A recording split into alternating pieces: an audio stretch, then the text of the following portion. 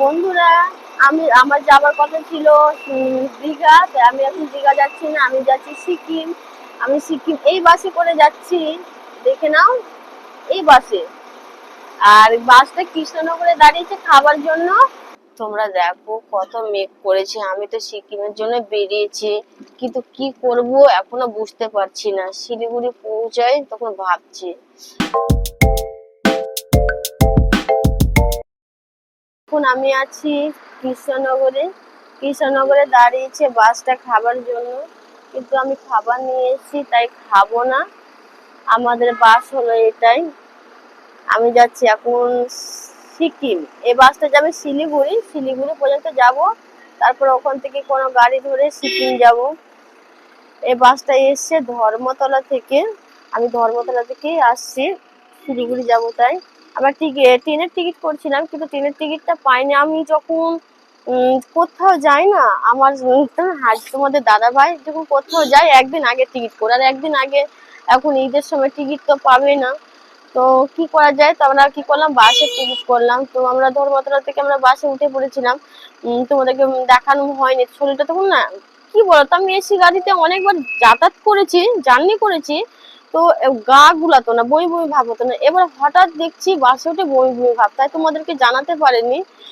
এটা 6:30 সাড়ে 6টার সময় বাসটা ছাড়ার কথা বলেছিল, যে বাসটা ছেড়েছে 6:45টার সময়। তো এখন বাজে 10:30। তারপরে কি, এখন আমি কৃষ্ণনগরে আছি, কৃষ্ণনগরে 10:30টার সময় পৌঁছেছে। এখন সবাই খাওয়া দাওয়া করছে, আমরা খাবো না। তো এমনি তোমাদেরকে দেখাবো বলে নেমেছি। তো এখান থেকে এখন আমি বাসে উঠে পড়বো, তারপর খাওয়া দাওয়া করবো, তারপর আমি সেই মুর্শিদাবাদ হয়ে আমি শিলিগুড়ি যাব। আমার জন্মস্থান মুর্শিদাবাদ। আমাদের বাসটা দেখতে পাচ্ছি, এই বাসেই যাব। আর খাবার হোটেলটা দেখাচ্ছে, হ্যাঁ ভালো কথা। মুর্শিদাবাদ যখন গিয়েছিলাম ভাইয়ের বিয়েতে, তখন আমরা এখানে না, সরি, তখন আমি এখানে, তোমার বাসটা এখানে দাঁড়িয়েছিল। ধর্মতলা থেকে যে কোনো বাস গেলে বেশি ক্ষেত্রে এই হোটেলে দাঁড়ায়। কিন্তু তখন আমি তোমাদেরকে বলেছিলাম আমার ফোনটা ভালো না, ক্যামেরাটা অতটাও ভালো না। তখন আমি ভিডিও করেছিলাম, তোমাদেরকে দেখাতে পারিনি, ভিডিওটা ভালো হয়েছিল না। তো তোমাদেরকে আমি আজকে দেখিয়ে দিচ্ছি। আর খাবারের হোটেলটা দেখো, লেখাই আছে সব খাবার হোটেলের নাম, আমি আর বললাম না।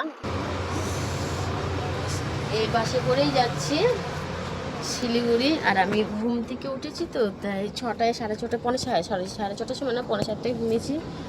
ঘুম থেকে উঠে আমার মুখের অবস্থা।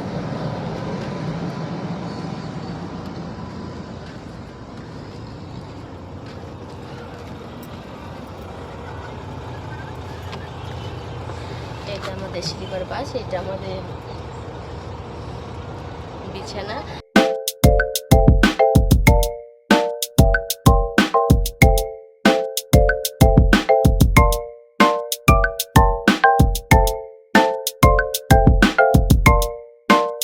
গুড মর্নিং বন্ধুরা, শুভ সকাল। আমি ঘুম থেকে উঠলাম, এখন আমি বাসে আছি, শিলিগুড়ি পৌঁছাইনি, পৌঁছাবো 7:30, 7:45টায়। তো এখন তুমি ধরো, এখন তোমার 6:30 বাজলো। তো ঘুম থেকে উঠলাম, ভাবি তোমাদের সাথে একটু মর্নিং জানাই। বাসে খুব ভালোই ঘুমিয়েছি, বাসটাও ভীষণ ভালো। ঘুম থেকে উঠে পর্দা সরিয়ে দেখছি চা বাগান, আর চা বাগান তোমাদেরকে দেখাচ্ছি, তোমরা একটু দেখো কি সুন্দর হলুদ ফুল ফুটে আছে। আর চা বাগান,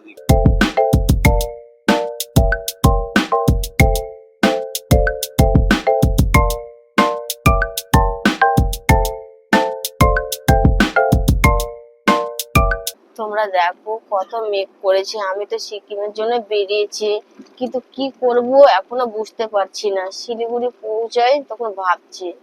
আমার তো খুব ইচ্ছে সিকিমে যাব। তোমরা দেখো, তোমাদেরকে দেখাচ্ছি কত মেঘ করেছে, টেনশনে পড়ে গেছি। বাইরে বৃষ্টিও হচ্ছে, বুঝতে পারছি না, অনেক টেনশনে পড়েছি। একটা জায়গায় যাব ঘুরতে বলে বেরিয়েছি, কিন্তু এত মেঘ বৃষ্টি, আর বেশি সময় লাগবে না, 35 কিলোমিটার পর পৌঁছে যাব শিলিগুড়ি। যেরকম বুঝতে পারছি না সিকিমের অবস্থা কেমন। তোমাদের অবশ্যই পৌঁছে জানাবো। বাইরেকার অবস্থাটা দেখো, কত মেঘ বৃষ্টি, টেনশনে পড়ে গেলাম।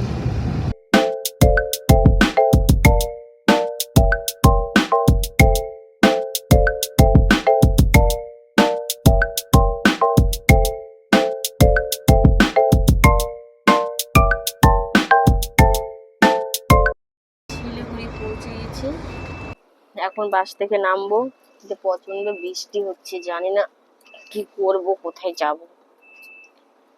তেমন খুব প্রবলেম হলে এখানেই থেকে যাব আজকে, তোমাদেরকে জানাবো, অবশ্যই তোমরা দেখতে পাবে।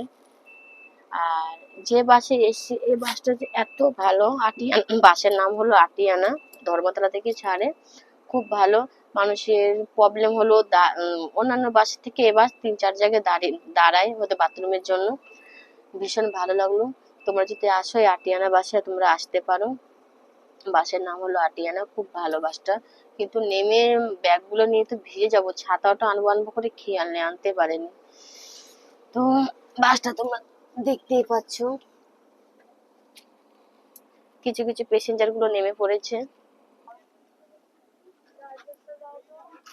নামার জন্য বেরোচ্ছি।